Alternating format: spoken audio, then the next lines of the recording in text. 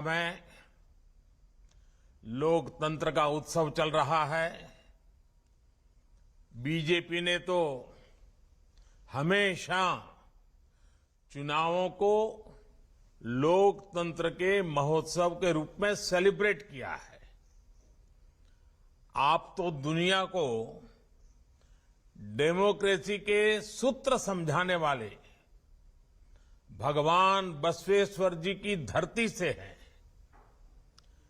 कर्नाटका की समृद्ध परंपरा के प्रतिनिधि और राष्ट्रभक्ति से ओतप्रोत बीजेपी के कार्यकर्ता होने का डबल गौरव आप सभी को प्राप्त है। इसलिए आप सभी पर दायित्व भी डबल है और मुझे विश्वास है हर बूथ पर किया गया आपका प्रयास बीजेपी को कर्नाटका में रिकॉर्ड सीटों से जिताएगा। जब बूथ विजयी होता है तब चुनाव में विजय अवश्य मिलती है। बूथ पर विजय दिलाने की आपकी भावना ही पार्टी को चुनाव जिताती है। पार्टी का एक अनुशासित कार्यकर्ता होने के नाते 2 दिन बाद मैं भी आप सभी कार्यकर्ताओं के बीच आ रहा हूं। कर्नाटका की जनता के दर्शन करने के लिए आ रहा हूं। कर्नाटका की जनता के आशीर्वाद लेने के लिए आ रहा हूं।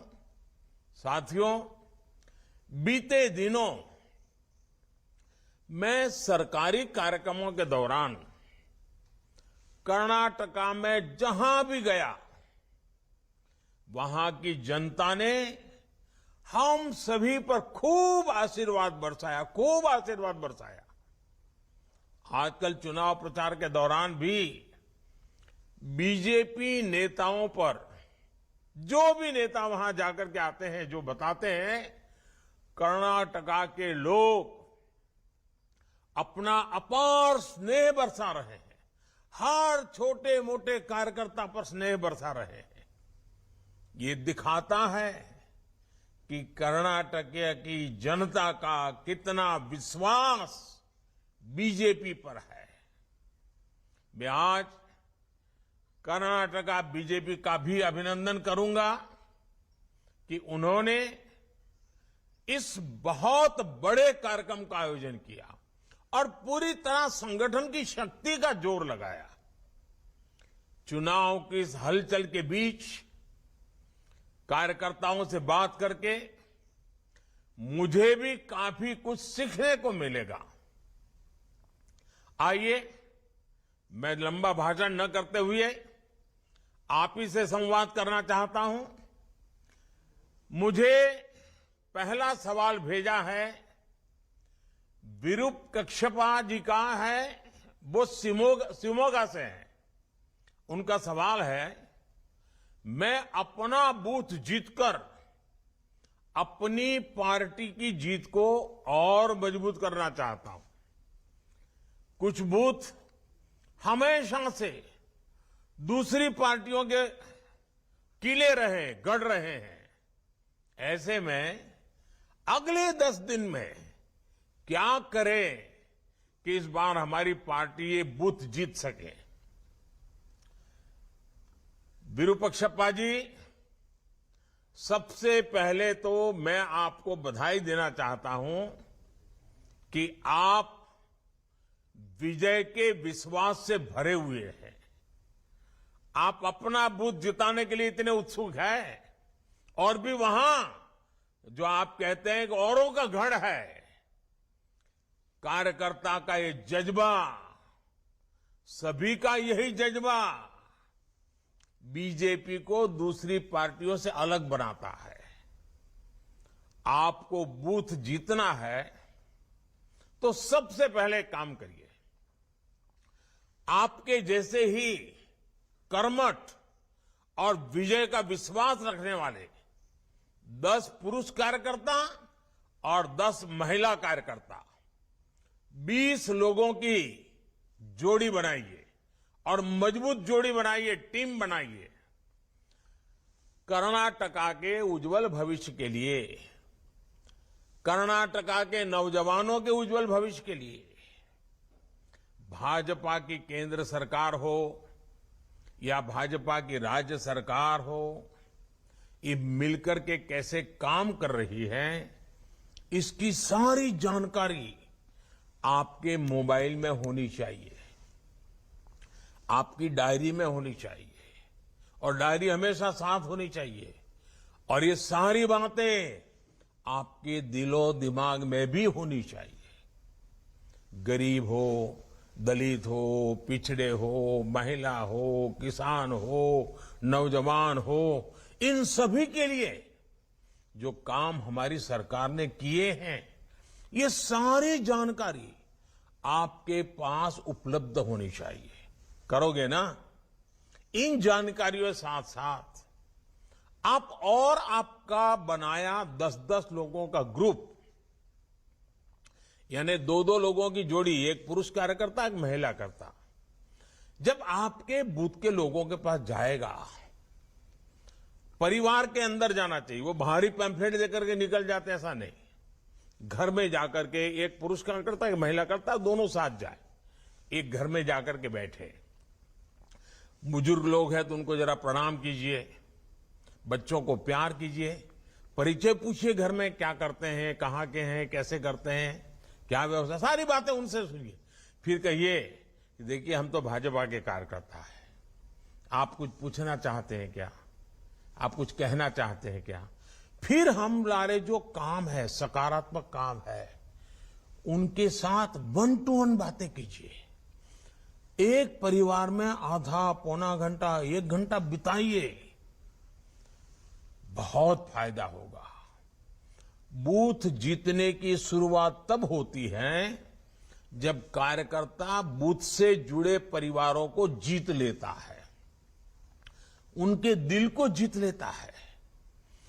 आप लोगों से जब बातें करेंगे, कई स्तर पर चर्चा कर सकते हैं। जैसे दुनिया के अनेक देशों में अर्थव्यवस्था की हालत खराब है, लेकिन हमने कैसे भारत की अर्थव्यवस्था को मजबूती से संभाले रखा है, लोग देख रहे हैं, लोगों को पता होता है। दुनिया के अनेक देश कोरोना से लड़ने में पस्त हो गए, लेकिन भारत ने सफलता से कोरोना से लड़ाई लड़ी है। आज देश गरीबी के खिलाफ लड़ रहा है, आज देश इंफ्रास्ट्रक्चर पर रिकॉर्ड निवेश कर रहा है, आज देश किसानों को किस तरह से लाखों करोड़ रुपए किसान सम्मान निधि के माध्यम से भेजकर उन्हें ब्याजखोरों से बचा रहा है। बीजेपी और दूसरी पार्टियों में सबसे बड़ा फर्क अप्रोच का है। बीजेपी आने वाले 25 साल में विकसित भारत के रोडमैप पर काम कर रहा है। आप देखें, हमारे जो विरोधी हैं उनका क्या एजेंडा है? उनका एजेंडा है सत्ता हथियाना। हमारा एजेंडा क्या है? 25 साल में देश को विकसित बनाना, गरीबी से मुक्त बनाना, नौजवानों के सामर्थ्य को सबसे आगे बढ़ाना।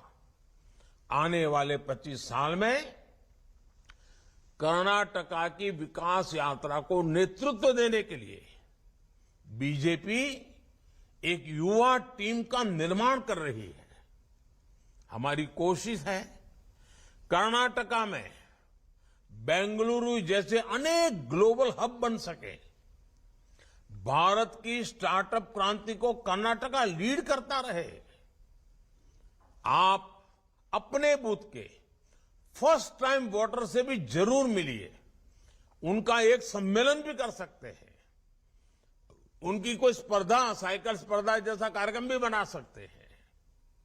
आप उन्हें भाजपा को वोट देने के लिए प्रेरित कीजिए। लंबे अरसे से कर्नाटक में बीजेपी का बड़ा जनाधार रहा है। आप पूर्ण बहुमत की स्थिर बीजेपी सरकार के लिए वोट मांगेंगे तो कर्नाटका की जनता जरूर आशीर्वाद देगी। उनको समझाइए कि कर्नाटक में लगातार अस्थिरता से कितना नुकसान हुआ है और दिल्ली में पिछले 9 साल से आपने मजबूत स्थिर सरकार बनाई, इतना कितना लाभ हुआ है। इस बार भी वहां पर मजबूत और स्थिर सरकार बनाइए। चलिए आइए, मैंने काफी लंबी बात कर ली शिवमोगा के हमारे साथियों से। अब दूसरा सवाल जो मुझे मिला है वो फकीरप्पा जिंदे जी का है।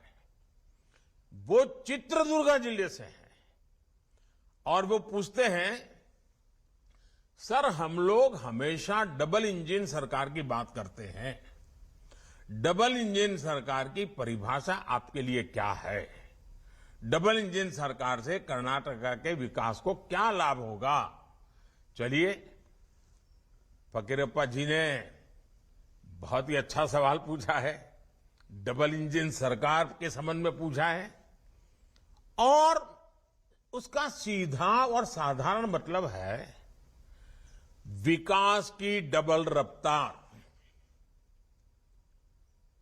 बीते 9 वर्षों का देश का अनुभव रहा है कि जहां जहां बीजेपी की डबल इंजन सरकार है वहां वहां गरीब कल्याण की योजनाएं तेजी से जमीन पर उतरी है।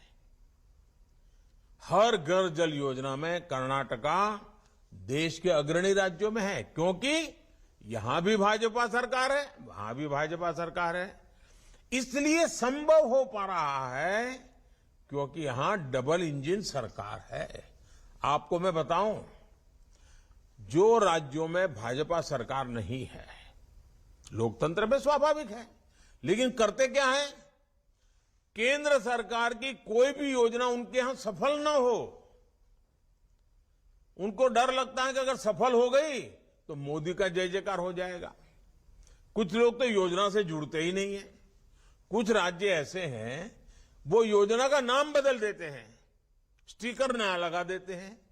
देश में एक बात आप हैरान हो जाएंगे, गरीबों को अनाज देने के लिए 1 nation 1 ration card supreme court को हुक्म करना पड़ा। क्यों? क्योंकि डबल इंजन सरकार उस राज्य में नहीं थी। देखिए, पीएम किसान सम्मान निधि में यहां कर्नाटका सरकार 4,000 रुपये अपनी तरफ से भी जोड़ रही है, भारत सरकार 6,000 रुपये दे रही है, राज्य सरकार 4,000 रुपये, दोनों भाजपा की सरकार। किसान को क्या मिल रहा है? 10,000 रुपये मिल रहा है। तो हुआ ना ये डबल लाभ।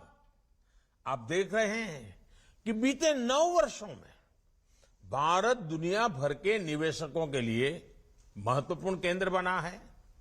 रिकॉर्ड निवेश भारत में हो रहा है। डबल इंजन सरकार के कारण इसका बहुत बड़ा लाभ कर्नाटका को मिला है। अगर यहां ऐसी सरकार आएगी जो बात बात पर केंद्र सरकार से लड़ती रहेगी, योजनाओं को रोकती रहेगी, जनता जनार्दन का जो भी हो जाए उनकी राजनीति चलते रहे, अगर यही हुआ तो सारे इंफ्रास्ट्रक्चर के प्रोजेक्ट्स को वो लटकाती रहेगी। हम रोड बना चाहेंगे, वो जमीन संपादन का काम ही धीरे धीरे करेंगे। तो कैसे निवेश आएगा? निवेश नहीं आएगा तो कर्नाटका में नए रोजगार कैसे बन पाएंगे? यानी डबल इंजन की सरकार का न रहने पर जनता पर डबल मार पड़ती है। और आप देखिए, आप सामान्य नागरिक से बात करते ये भी बता सकते हैं कि देखो भाई, ट्रैक्टर है, हम बहुत बढ़िया काम करता है, लेकिन ट्रैक्टर का एक पहिया आप मारुति कार का लगा दें तो बताइए वो ट्रैक्टर चलेगा क्या?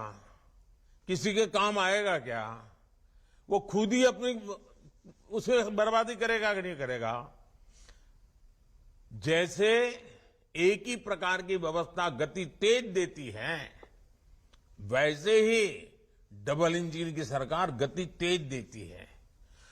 छोटी छोटी बातें लोगों के साथ बैठ करके समझाइए, मतदाताओं के साथ चर्चा करके बताना चाहिए और बूथ लेवल पे बताना चाहिए लंबे लंबे बड़े भाषण करने की जिम्मेवारी जिसकी है वो करेंगे। हम कार्यकर्ताओं को तो बूथ को ही जीतना है और बूथ पर ही हमारी शक्ति हमें लगानी है। तब डबल इंजन सरकार का असली मतलब समझ लोगों को आ जाएगा।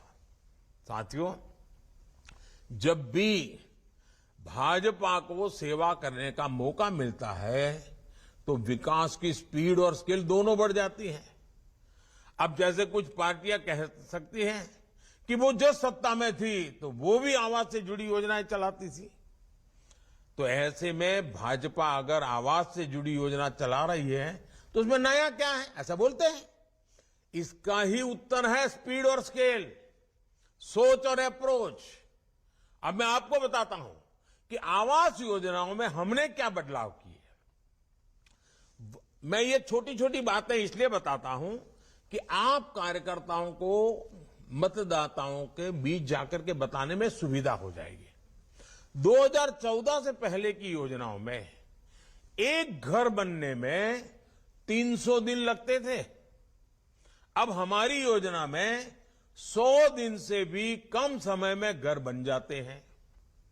पहले घर का आकार 20 वर्ग मीटर होता था, अब घर का आकार 25 वर्ग मीटर होता है। पहले की योजना में एक घर को 70-75 हजार रुपए की मदद दी जाती थी। अब यह मदद 1,30,000 रुपए यानी करीब करीब डबल कर दी गई है। इससे भी बड़ी बात यह है कि ये पैसे अब सीधे लाभार्थी के बैंक अकाउंट में भेजे जाते हैं। कोई बिचौलिया नहीं, कोई कट की कंपनी नहीं। पहले की आवास योजना में लाभार्थी की पसंद का बिल्कुल ध्यान नहीं दिया जाता था। हमारी सरकार की आवास योजना में घर उसमें रहने वाले परिवार की पसंद के हिसाब से बनता है। पहले की आवास योजना में 4 दीवारें खड़ी करके घर देने का दावा किया जाता था। आज घर, बिजली, नल से जल, टॉयलेट, एलपीजी कनेक्शन जैसी अनेक योजनाओं को साथ साथ दिया जाता है। मैं आपको स्पीड और स्केल का एक और उदाहरण देता हूं। देश में देखिए हेल्थ कितना महत्वपूर्ण विषय है, आरोग्य कितना महत्वपूर्ण विषय, लेकिन कैसे हाल रहा। देश में पहला एम्स 1956 में शुरू हुआ। कांग्रेस ने उसका भरपूर श्रेय लिया, ढोल बजाते रहे बस। लेकिन दूसरा एम्स कब शुरू हुआ? पहला तो 56 में बना, दूसरा कब शुरू हुआ इसके बारे में कांग्रेस कुछ नहीं बोलती है, मुंह पे ताला लग जाता है। आपको जानकर के हैरानी होगी, दूसरा एम्स बनने में करीब करीब 50-60 साल लग गए। वर्ष 2003 में जब अटल जी की सरकार आई तो उन्होंने और ज्यादा एम्स बनाने के बारे में योजना बनाई। ये योजना स्वास्थ्य सेवाओं और मेडिकल शिक्षा में क्षेत्रीय असंतुलन को दूर करने के लिए बनाई। इस योजना को भी यूपीए सरकार ने ठंडे बस्ते में डाल दिया। बहुत ज्यादा मांग बढ़ने और देश की जनता की मांग करने पर आधे अधूरे मन से काम किया गया। किसी तरह 2014 तक देश में एम्स की संख्या बढ़कर के 7 पहुंची। याद रखो, यानी 60 साल में एम्स की संख्या 1 से बढ़कर 7 हुई। लेकिन अगले 9 वर्षों में जब हम आए तो हमने देश में एम्स की संख्या को 3 गुना बढ़ा दिया। अब बताइए डबल इंजन सरकार की ताकत है कि नहीं है? अब देश में 7 नहीं 20 एम्स है, 20। इसके साथ ही देश में 3 नए एम्स पर तेजी से काम भी चल रहा है। यही हाल देश में मेडिकल कॉलेजों का भी था। आजादी से लेकर 2014 तक देश में मेडिकल कॉलेजों की संख्या 380 थी, 400 से भी कम। हमें आने के बाद पिछले 9 साल में देश में मेडिकल कॉलेजों की संख्या 600 से भी ज्यादा हो चुकी है। भ्रष्टाचार के खिलाफ लड़ाई में भी पहले और अब में बहुत बड़ा फर्क है। कांग्रेस ने भ्रष्टाचार मिटाने में कोई रुचि नहीं दिखाई, क्योंकि वो खुद ही भ्रष्टाचार का सबसे बड़ा स्रोत रही है। वर्ष 2014 के बाद करप्शन से लड़ाई में कितना तेजी आई है, ये पूरा देश देख रहा है। जनधन, आधार और मोबाइल का जो त्रिशूल है ना, इस त्रिशूल ने भ्रष्टाचार पर बहुत बड़ा वार किया है। डायरेक्ट बेनिफिट ट्रांसफर ने देश के 2,75,000 करोड़ रुपए, याद रखिए, 2.25 लाख करोड़ रुपए जो चोरी होते थे, गलत हाथों में चले जाते थे, भ्रष्टाचार होता था, वो पैसे बचा लिए गए, जो आज गरीबों के, देश के युवाओं के काम आ रहे हैं। ये जनता के वो पैसे हैं जो बिचौलियों की जेब में चला जाया करते थे। हमने गवर्नेंस के हर क्षेत्र में स्केल, स्पीड, सोच और अप्रोच में आमूलचूल बदलाव किया है। आइए अब देखते हैं, 2 साथियों से बात हुई, अब तीसरा सवाल लेते हैं। सवाल मुझे चंद्रशेखर जी का है और चंद्रशेखर जी विजयनगर से हैं। उनका सवाल है कि आपने, ये मुझे पूछ रहे हैं, आपने हमेशा से कहा कि कर्नाटका रामदूत हनुमान की नगरी है और संस्कृति से भरे प्रदेश का देश है और विकास, देश के विकास में ये बहुत बड़ा योगदान देने वाला प्रदेश है। कर्नाटका की सॉफ्ट पावर में आप कितनी संभावनाएं देखते हैं? अगर मुझे एक वाक्य में कहना है चंद्रशेखर जी, तो मैं यही कहूंगा, मैं बहुत ही संभावनाएं देखता हूं। और इस अर्थ में आपका सवाल भी बहुत महत्वपूर्ण लगता है। देखिए, भाषा, संस्कृति, साहित्य और इतिहास की गौरवशाली धरोहरों में कर्नाटका बहुत समृद्ध है। आप वहां रहने वालों का ध्यान जितना जाता होगा, हम बाहर से जब आते हैं ना, हम तो अभिभूत हो जाते हैं। कर्नाटका की 2 बातें मुझे हमेशा से अपनी ओर खींचती है। आध्यात्मिकता में कर्नाटका कोई मुकाबला नहीं, और यहां पर आध्यात्मिकता लोगों को एक साथ लाकर सामाजिक जागरूकता की तरफ जाने को प्रेरित करती है। यहां अध्यात्म और सामाजिक उत्थान दोनों साथ साथ चलते हैं। चाहे वो कनकदास जी की भक्ति हो या फिर शिव शरण के वचन हो, कर्नाटका के लोग भक्ति की शक्ति का उपयोग समाज के निर्माण में लगाते हैं, भविष्य के निर्माण में लगाते हैं। दूसरी बात यह कि कर्नाटका के लोग समय के साथ और कई बार तो समय से भी आगे चलते हैं। आधुनिकता के साथ चलकर भी कर्नाटका के लोग अपने साहित्य, अपनी भाषा से जुड़े रहते हैं। यहां के युवा कोडिंग भी करते हैं और कुवेम्पू जी की कविता भी पढ़ते सुनते हैं। आज भी कर्नाटका के युवाओं में कन्नड़ा साहित्य पढ़ने की संस्कृति जीवित है। कर्नाटका अपने गौरवशाली अतीत के प्रति सजग है और कर्नाटका देश के भविष्य को गढ़ने में पूरी तरह जुटा हुआ है। मेरा और कर्नाटका का नाता भी पुराना है। कर्नाटका के लोगों के स्नेह को मैं दशकों से महसूस कर रहा हूं। मुझे दशकों से आशीर्वाद मिलते रहे। ये तब का स्नेह है जब मैं किसी पद पर नहीं था और यहां पार्टी के काम के लिए एक साधारण कार्यकर्ता के रूप में आया करता था। इतना ही नहीं, इसके भी पहले जब मैं राजनीति में भी नहीं था,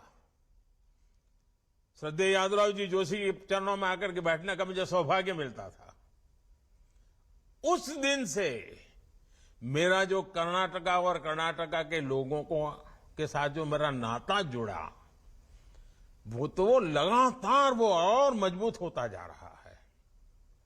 इसलिए ही अक्सर मैंने मन की बात कार्यक्रम में कर्नाटका की संस्कृति की बात की है।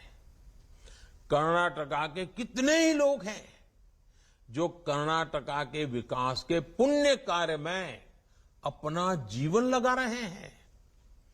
ऐसे लोगों की तपस्या को सबके सामने लाने का प्रयास मैं मन की बात में भी मौका नहीं छोड़ता हूं। जब भी मौका मिले मन की बात में मैं कर लेता हूं। और आपको मालूम है, अब इस रविवार को मन की बात का 100वां एपिसोड है, सेंचुरी लगाने का। वो आपके आशीर्वाद से संभव है, देशवासियों के आशीर्वाद से संभव है। और मैं तो इसके लिए देशवासियों को बधाई देता हूं। साथियों, आज भारत अपनी विरासत पर गौरव के साथ ही अपनी संस्कृति, अपनी आस्था, अपने इतिहास से जुड़े प्रसिद्ध स्थानों को आधुनिक अवतार के सामने ला रहा है। इसमें कर्नाटका की सॉफ्ट पावर की भी उतनी ही बड़ी भूमिका है। कर्नाटका में इसके लिए अनेक संभावना है जिनको डबल इंजन सरकार ही अवसरों में बदल सकती है। चलिए अब देखते हैं, हमारे साथ चौथा सवाल भी हो रहा है। ये अरुण सेठ जी का सवाल है और वो दक्षिण कन्नड़ा से हैं। उनका सवाल है कि कांग्रेस ने हर जगह मुफ्त रेवड़ियों का वादा किया है। मुफ्त की रेवड़ियों की राजनीति पर आपके क्या विचार, हमारा मार्गदर्शन करिए। एक तो मुझे अच्छा लगा कि हमारे कन्नड़ा भाषी भी लोग और छेक दक्षिण कन्नड़ा में भी रेवड़ी शब्द समझ आ गया है। देखिए, हमारे देश में कुछ राजनीतिक दलों ने राजनीति को सिर्फ सत्ता और भ्रष्टाचार का साधन बना दिया।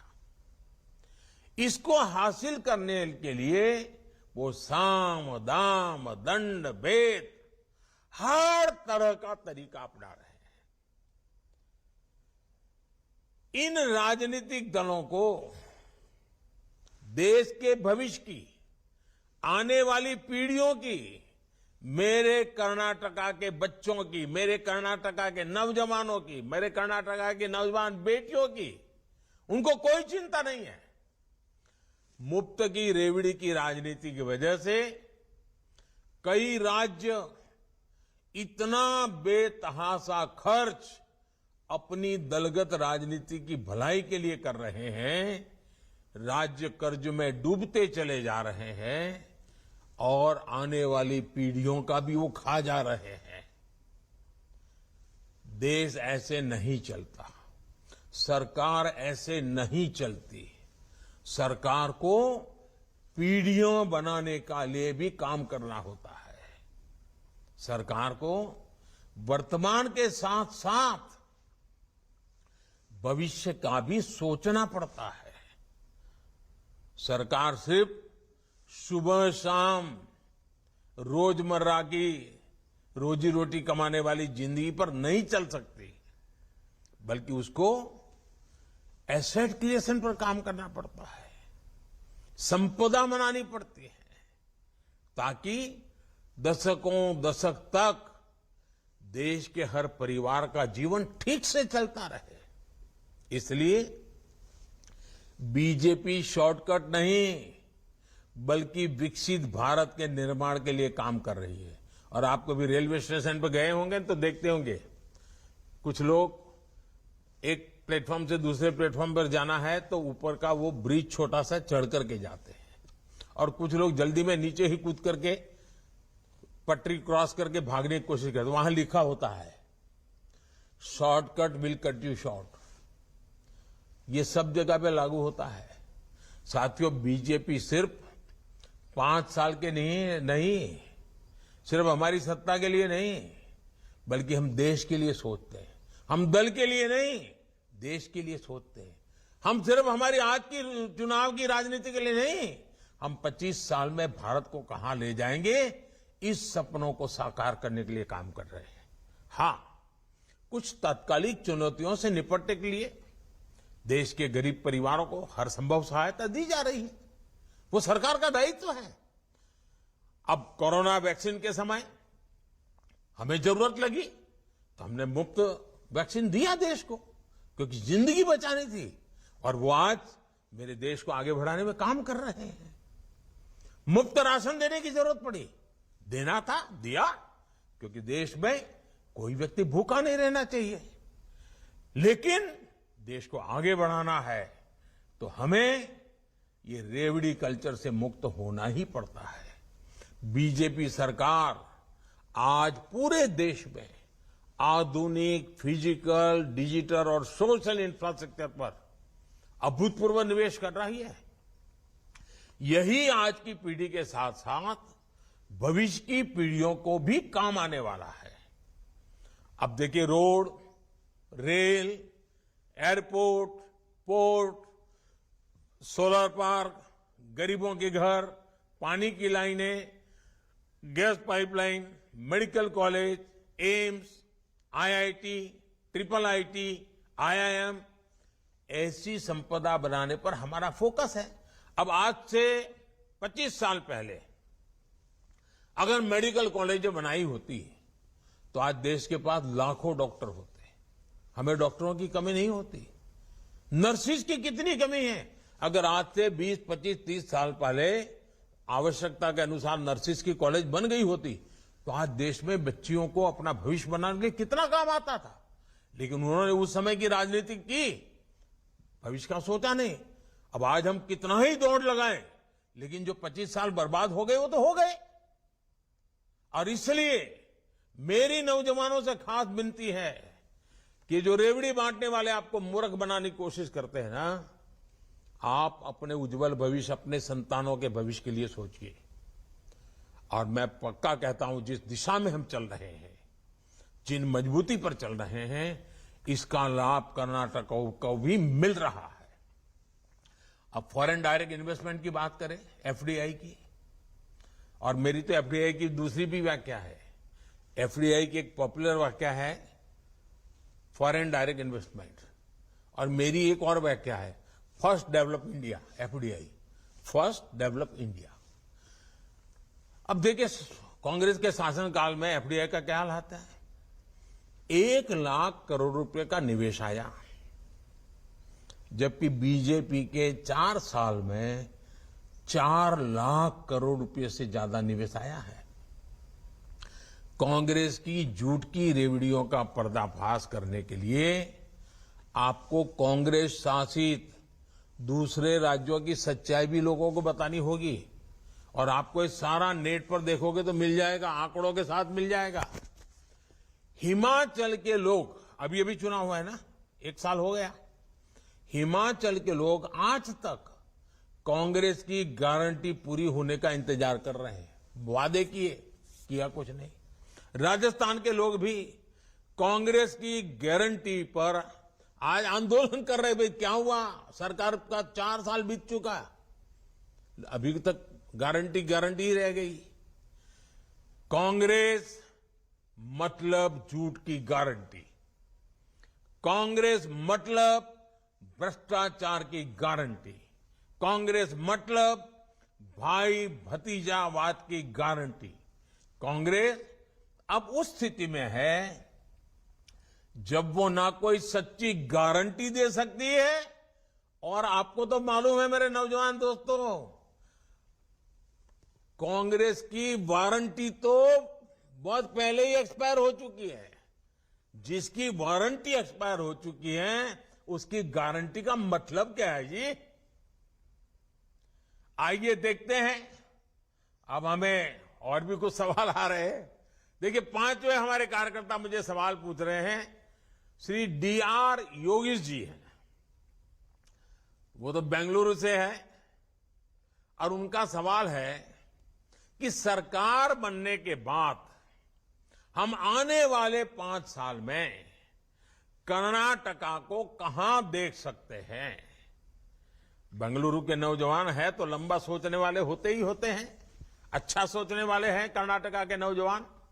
देखिए, देश इस समय आजादी का अमृत महोत्सव मना रहा है। आने वाले 24-25 साल देश के लिए अमृत काल है। इनकी शुरुआत इन्हीं 5 वर्षों से होने वाली है। ये किसी सरकार की बात नहीं है, ये किसी दल की बात नहीं है, ये देश की बात है। इन 5 वर्षों की प्रगति हमारे अमृत काल की नींव होने वाली है। ऐसे में मतदाताओं को उन्हें चुनना चाहिए जिनके पास अमृत काल के लिए कुछ ब्लूप्रिंट हो। अब देखिए, मैं आपको एक आजादी के पहले का चित्र आपके सामने रखता हूं। हमारे देश में 800,000 साल की गुलामी के कालखंड में इस देश का एक भी वर्ष ऐसा नहीं था कि आजादी के लिए किसी ने कोई जंग न किया हो। इस देश का कोई इलाका ऐसा नहीं था जो कभी न कभी आजादी की जंग को ब्यूगल न बजाया हुआ, लड़ाई न लड़ी हो। लेकिन 1920 के बाद पूज्य बापू के नेतृत्व में जो बातें शुरू हुई और पूज्य महात्मा गांधी ने आजादी लेके रहूंगा का जो मुद्दा आगे बढ़ाया, क्विट इंडिया का मुद्दा आगे बढ़ाया, 25 साल के भीतर है ना, 800-900 साल से हम लड़ रहे थे, लेकिन वो 25 साल ऐसे महत्व के बन गए कि 1947 में आजादी आई। अनेक परिवारों ने काम, नेताजी के नेतृत्व ने काम किया, भगत सिंह जैसे वीरों की शहादत ने काम किया, वीर सावरकर जी के पूरे परिवार के बलिदान जैसे महापुरुषों ने काम किया, लेकिन गांधी जी का उस नेतृत्व देश के सामान्य मानवीय को आंदोलित कर गया। वो 25 साल का कालखंड जैसे आजादी दिला सका, वैसे ही मेरे साथियों ये 25 साल का कालखंड, ये अमृत काल समृद्ध भारत की गारंटी है। मेरे शब्द लिख के रखिए, देखो, ये विकसित भारत की गारंटी है। और हमारी सरकार ने तो अभी से इस पर काम करना शुरू कर दिया है। कर्नाटका हमारे इस विकास अभियान का बहुत महत्वपूर्ण हिस्सा है। कर्नाटका के विकास से भारत का विकास, फिर से मैं कहता हूं, कर्नाटका के विकास से भारत का विकास, हमारी सरकार इसी मंत्र के साथ चल रही है। आज पूरी दुनिया भारत को मैन्युफैक्चरिंग के हब के रूप में देख रही है। आने वाले समय में बहुत सारी मेगा फैक्ट्रियां भारत में आने वाली है। इसका बहुत बड़ा लाभार्थी कर्नाटका का युवा होने वाला है। इसके लिए हमें बहुत तेज गति से कर्नाटका के इंफ्रास्ट्रक्चर को आधुनिक बनाना है, तेज गति से मल्टी मॉडल बनाना है। आज देखिए, बेंगलुरु का इंटरनेशनल एयरपोर्ट कितना आधुनिक, कितना शानदार बन चुका है। रेलवे स्टेशन भी एयरपोर्ट से कम नहीं है। बेंगलुरु मेट्रो की प्रशंसा भी पूरे देश में हो रही है। बेंगलुरु मैसूरू एक्सप्रेस वे बहुत शानदार बना है। आज पूरे कर्नाटका में ऐसे प्रोजेक्ट्स पर काम चल रहा है अब देखिए शिवमोगा एयरपोर्ट, बीदर एयरपोर्ट, तुमकुर में HAL की फैक्ट्री, ऐसे अनेक प्रोजेक्ट पूरे हो चुके हैं। बाकी प्रोजेक्ट पर भी हमें बहुत कम समय में काम पूरा करना है। इसके लिए डबल इंजन सरकार, और वो भी कर्नाटका में पूर्ण बहुमत वाली भाजपा की स्थिर और मजबूत सरकार होना बहुत आवश्यक है। हम अगले 5 साल में ऐसा कर्नाटका बनाने वाले हैं जहां मेरे गांव का सामर्थ्य, मेरे किसानों का सामर्थ्य, मेरी माताओं बहनों का सामर्थ्य, मेरे नौजवानों का सामर्थ्य, मेरे दलित भाई बहनों का सामर्थ्य, मेरे आदिवासी भाई बहनों का सामर्थ्य, ये शक्ति, ये सामर्थ्यवान बने, सशक्त बने, समर्थ हो, संवेदनशील हो, और हम सब मिलकर के दिल्ली की सरकार हो या कर्नाटका की सरकार, मैं हूं या आप हो, कर्नाटका का विकास, देश का विकास, देश को गति देने के लिए कर्नाटका का विकास, हमें पूरी सक्षमता के साथ आगे बढ़ना है, विश्वास के साथ आगे बढ़ना है। साथियों, इन्हीं वजह से आज कर्नाटका की जनता बीजेपी की पूर्ण बहुमत की स्थिर और मजबूत सरकार बनाने के तैयार है। साथियों, ये मेरा सौभाग्य है कि मुझे आप सबसे आज बूथ लेवल के लाखों कार्यकर्ताओं के दर्शन करने का भी सौभाग्य मिला है, आपसे बातचीत करने का भी सौभाग्य मिला है, और मैं आश्वस्त हो गया हूं कि इस बार सारे रिकॉर्ड तोड़ करके भारतीय जनता पार्टी को कर्नाटका की जनता विजयी बनाने वाली है, आशीर्वाद देने वाली है। लेकिन साथियों, जनता के आशीर्वाद उसको हमें पोलिंग बूथ तक पहुंचाना पड़ता है। आंधी कितनी ही तेज क्यों ना हो, लेकिन साइकिल की ट्यूब लेके खड़े हो जाए तो हवा नहीं भरती है, पंप लगता है। वैसे ही आंधी है, आशीर्वाद का प्रवाह है, लेकिन पोलिंग बूथ तक ले जाने के लिए कार्यकर्ता डटे रहना चाहिए, बूथ कमेटी डटी रहनी चाहिए, बूथ की शक्ति लगनी चाहिए। और आप देखिए, बूथ विजय निश्चित हो जाएगा, और जब बूथ विजय हो जाएगा तो कर्नाटका के उज्जवल भविष्य की गारंटी भी पक्की हो जाएगी। और इसलिए हमें एक पल भी निश्चिंत नहीं। अब कुछ लोग कहेंगे, मोदी जी आपने सार्वजनिक रूप से इतनी सारी बता दी तो और पार्टियां भी उसका फायदा उठाएगी। मुझे कोई प्रॉब्लम नहीं है साथियों। सच्चे अर्थ में जनता के बीच में ईमानदारी से काम करने का हर एक को अधिकार है, लेकिन मुझे पक्का मालूम है, मैं सब पब्लिकली बता रहा हूं, तरीके बता रहा हूं, कोई सीक्रेट नहीं रखता हूं, लेकिन मुझे मालूम है उन लोगों की आदतें ऐसी हैं कि वो इस रास्ते पर चल ही नहीं सकते। ये तपस्या है, तपस्या, और भाजपा कार्यकर्ता तपस्या कर सकता है, इसलिए ऐसी बातें उनको कहने का मेरा हिम्मत हो जाती है। और मुझे विश्वास है कि आपकी तपस्या, आपका संघर्ष, आपका सामर्थ्य, बूथ पर ही ताकत लगाने का आपका संकल्प बूथ को विजयी बनाए के रहेगा। बूथ विजयी होगा तो कर्नाटका विजयी होने वाला है, बूथ विजयी होगा तो भाजपा सरकार पक्की बनने वाली है, और डबल इंजन सरकार वापस आएगी, ये मेरा पूरा विश्वास है। लोकतंत्र के उत्सव में आपकी भागीदारी, आपके परिश्रम को सशक्त करने के लिए मैं भी आपके साथ एक कार्यकर्ता के नाते जुटने वाला हूं। बीजेपी के कार्यकर्ता के नाते मुझसे जो कुछ भी बन पड़ेगा, आप कार्यकर्ता जो भी मुझे आदेश करेंगे, मैं भी कंधे से कंधा मिलाकर आपके साथ खड़ा रहूंगा, काम करूंगा। और कर्नाटक की जनता का आशीर्वाद लेना, ये मेरे लिए बहुत बड़ा सौभाग्य होता है। आने वाले दिनों में हम घर घर जाकर बीजेपी के प्रति हर कन्नडिगा को, हर मेरे कन्नडिगा भाई को, उनके विश्वास को और मजबूत करेंगे। आपको पूरे विश्वास के साथ फ्रंट फुट पर खेलना है। हमें हर बूथ, हर पन्ने तक पहुंचना है। आप सभी को मेरी बहुत बहुत शुभकामनाएं, बहुत बहुत धन्यवाद।